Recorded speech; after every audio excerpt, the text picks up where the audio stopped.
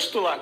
É. Ele não era titular, ele entrava durante o jogo. E assim, ele era o 12º cara, né? Eu acho que no caso de hoje ele pode ser novamente esse cara. Porque o Bruno Henrique, mal ou bem, ele já não é mais aquele Bruno Henrique. Eu acho que já deu tempo da gente perceber isso. Mas ele continua sendo um baita de um jogador. Então eu acho que o Flamengo vai precisar sim dessa reposição na ponta esquerda e o Michel é uma boa oportunidade. Vene, ontem você citou uma sonora polêmica do Marcos Braz, vice do Flamengo, sobre a negociação para a venda do Fabrício Bruno.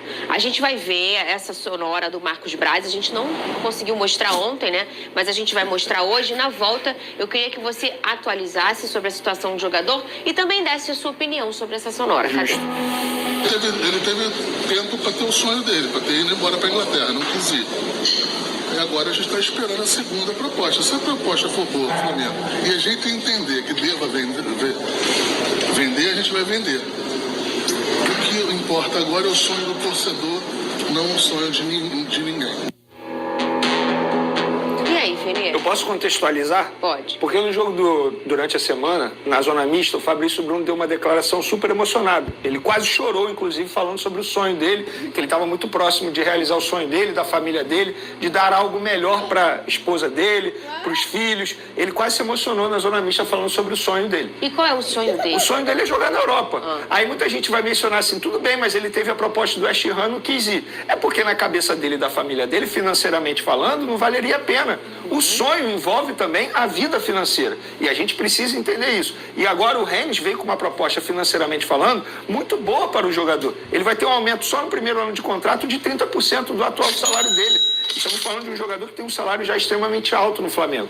Então ele vai ter o sonho, vai realizar o sonho pela primeira vez na carreira dele, aos 28 anos, de jogar na Europa, de ter uma vida financeira estável, super estável, de fazer a vida financeira melhor da família dele, dos filhos dele futuramente. E aí ele falou sobre esse sonho e quase se emocionou.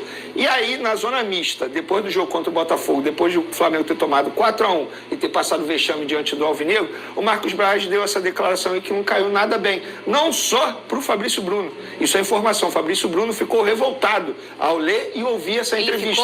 Revoltado. E não só o Fabrício Bruno. Vários outros jogadores não gostaram, porque entenderam que o que o Marcos Braz fez foi expor um jogador. E é sonho. Quem é o Marcos Braz para falar de sonho de atleta? E se ele está falando ali que agora ele está se preocupando com o sonho do torcedor, pô, Marcos Braz, você está mais preocupado em sua campanha eleitoral para vereador do município do Rio de Janeiro do que com o Flamengo. É isso que a gente vê nas redes sociais.